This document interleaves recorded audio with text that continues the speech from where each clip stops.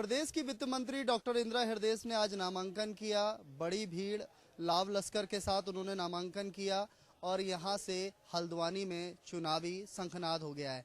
अभी हमारे साथ हल्द्वानी मंडी समिति के अध्यक्ष और इंदिरा जी के पुत्र सुमित हृदयेश जी हैं। सुमित जी, आज आप लोगों ने नामांकन किया है, एक बार फिर चुनावी बिगुल बज गया है। आपके सामने के प्रत्याशियों का भी खुलासा हो गया है अलग अलग दलों के। किस तरह से देखते हैं हल्द्वानी का मुकाबला इस बार कैसा होने वाला है? देखिए, हल्द्वानी का मुकाबला विश्वास वर्सेस भ्रम का मुकाबला है। विश्वास जो हल्द्वानी की जनता को डॉक्टर इंदिरा हृदयेश जी में है, बनाम भ्रम जो भारतीय जनता पार्टी या भ्रमित जनता पार्टी या भ्रम फैलाने वाली जनता पार्टी जितना प्रयास करेगी। जो विकास अभूतपूर्व इन 5 सालों में माननीय इंदिरा हृदयेश जी के कार्यकाल में हुआ है, उससे साफ हो चुका है कि हल्द्वानी जो एक गुमशुदा नाम था हमारे, अगर देश की हम बात करें अंतर्राष्ट्रीय स्तर पे, उसको एक अंतर्राष्ट्रीय पहचान इन ड्रीम प्रोजेक्ट्स ने दिलवाई है। उसके अलावा जो बदहाल हल्द्वानी मिला था 2012 में, कि जो सड़कें उन्होंने पहले कार्यकाल में बनाई थी, 5 साल जब भारतीय जनता पार्टी का कुशासन रहा, तो वो गड्ढे तक नहीं भर पाए। तो बड़ी दयनीय स्थिति में हल्द्वानी थी और बेकरार थी 2012 के चुनाव में कि इंदिरा हृदयेश जी आए और इंफ्रास्ट्रक्चर की क्रांति जिसके लिए वो प्रसिद्धि पा चुके पूरे उत्तराखंड में, वो दोबारा आए।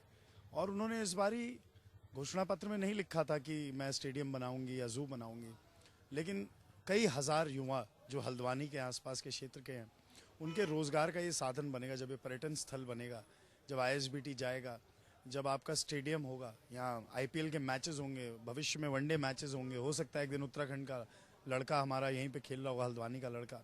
तो बड़े गर्व की बात है, गौरव की बात है।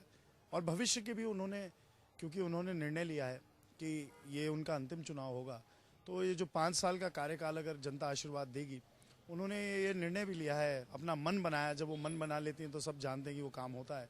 कि दोनों जो ये चिकित्सा सेवाएं हल्द्वानी में जो अस्पताल के तौर पर हैं, चाहे बेस अस्पताल हो या सुशीला तिवारी, इन्हें विश्व स्तरीय ऐसा अस्पताल बनाएंगी कि कभी कोई पहाड़ का आदमी यहाँ आके बरेली या दिल्ली के लिए रेफर नहीं होगा, यहीं पे उसका इलाज होगा। गरीब आदमी के लिए इसमें टोकन काट के 5, 10, 15, 20 रुपए का यहीं पे उसका निःशुल्क इलाज होगा, दवाई समेत। तो ये सबसे बड़ी पीड़ा जो हम लोगों ने देखी, क्योंकि एक एक गली मोहल्ले में हम घूमे, गरीब आदमी के घर में अगर कोई बीमार हो जाता है, विशेषतम वो जो रोजगार जिसका साधन होता है, जिससे घर चलता है, तब बड़ी दिक्कत आती है। तो ये उनका विजन है, ऐसी सोच वाला दूसरा व्यक्ति नहीं है।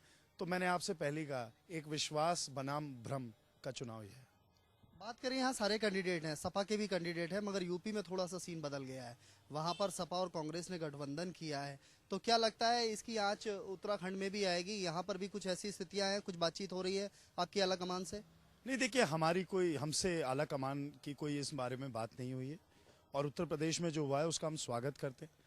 जहाँ पे भी सांप्रदायिक ताकतों का जोर लग रहा है, वहाँ पे गैर सांप्रदायिक जितने राजनीतिक दल हैं जो धर्म के नाम पर, जाति के नाम पर वोट नहीं मांगते हैं, ऐसे दलों को एक होना चाहिए।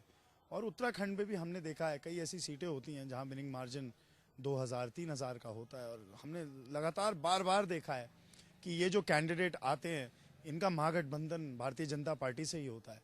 तो महागठबंधन भारतीय जनता पार्टी से होना ऐसे समाजवादी पार्टी, लोहिया जी की पार्टी का गलत है, और उसका जो मैसेज है वो गलत है। और इस बारी वो नकारा भी जा रहा है। मैं विश्वास के साथ आपको बता सकता हूँ कि ये नकारा भी जा रहा है। इस बारी जो हिंदुस्तानियत है वो झलकेगी इस चुनाव में। जो गुलदस्ता है हमारा, चाहे उत्तराखंड हो चाहे हमारा हिंदुस्तान हो, जो गुलदस्ता है जिसमें सभी जाति धर्म के लोग प्यार और प्रेम से रहना चाहते हैं बिना किसी द्वेष भावना के, वो आगे आएगा, वो उजागर होगा। और बहुत बेहतरीन कांग्रेस को हर धर्म से, हर जाति से, हर वर्ग के व्यक्ति से वोट मिलेगा और सपोर्ट मिलेगा।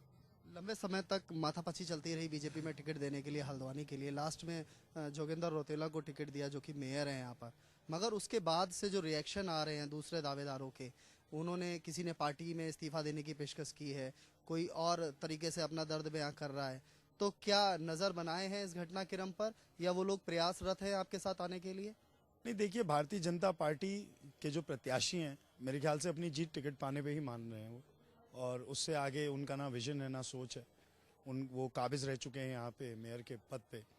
और मैं तब बता सकता हूँ, हमारी उनकी तरह आदत नहीं है किसी पे व्यक्तिगत लालछन लगाने की। क्योंकि किसी पे जब मुद्दा नहीं होता विकास को अटैक करने का, तो व्यक्तिगत तौर से, और यही हम उनसे एक्सपेक्ट भी कर रहे हैं कि कोई व्यक्तिगत बात कह के या व्यक्तिगत आलोचना करके वो अपनी राजनीति चमकाना चाह रहे हैं। तो कोई वो प्रत्याशी उनमें ऐसा नहीं है जिसमें विजन हो, जिसने काम करा हो। अब स्वच्छ भारत अभियान और गांधी जी की पेंटिंग आप नगर निगम के बाहर लगा दीजिए बेशक, लेकिन जब तक आप काम नहीं करेंगे, कूड़ा के निस्तारण का नहीं, यहाँ पे जो बहुत बड़ी समस्या है, आप वार्ड दर वार्ड अगर आप घूमेंगे आप देखेंगे कूड़ा बहुत बड़ी समस्या है। वो बार बार ये दलील पेश करते हैं लोगों के सामने, एक सद्भावना क्रिएट करने का प्रयास करते हैं कि इंदिरा हृदय जी ने उन्हें काम नहीं करने दिया। मैं उनसे पूछना चाहता हूँ कि जब कूड़ा गाड़ी किसी वार्ड में जाएगी तो क्या इंदिरा हृदय जी धरने पे बैठ जाएंगे कूड़ा हटाने के लिए? उन्होंने हमेशा सहयोग करा है और नगर निगम के कर्मचारी इसके साक्ष्य हैं कि नगर निगम के कर्मचारियों की जब भी दिक्कत आई, चाहे उनकी पेंशन की दिक्कत आई, पीएफ की दिक्कत आई, तो बतौर वित्त मंत्री और बतौर उनकी विधायक उन्होंने सबसे ज़्यादा मेहनत नगर निगम के लिए करी। लेकिन जो नगर निगम पे काबिज हैं वो गांधी जी की फ़ोटो लगा सकते हैं, लेकिन गांधी जी का जो संदेश था कि अगर बदलाव दुनिया में चाहते हो तो खुद को बदलो, वो बदलाव की अपेक्षा हम उनसे नहीं करते। मेरा एक सवाल ये भी था सुमित भाई कि जो लोग रूठ रहे हैं वहाँ पर, पार्टी से उनकी नाराजगी हो रही है और कांग्रेस में आस्था प्रकट करते हैं, इंदिरा जी में करते हैं, तो स्वागत करेंगे उनका? जी, हम सबका स्वागत करेंगे। इस समय बीजेपी पूरे उत्तराखंड, हल्द्वानी में नहीं पूरे उत्तराखंड में हिट विकेट हो रही है, क्योंकि बॉलर आउट करे तो बुरा नहीं लगता, लेकिन अपना बल्ला जब विकेट से लगता है तो बुरा लगता है, और उनका बल्ला लगातार विकेट से लग रहा है, बस गिल्ली घेरने की देर है। तो आपसे सुमित हृदय जी, आपका साफ कहना है कि जिस तरह से बीजेपी लगातार हिट विकेट हो रही है, अगर इस तरह के कयास बनते हैं कि कुछ लोग कांग्रेस में इंदिरा जी में आस्था रखते हैं या जुड़ना चाहते हैं, उनका स्वागत करेंगे। कैमरामैन योगेश शर्मा के साथ गौरव गुप्ता, प्राइम न्यूज़, हल्द्वानी।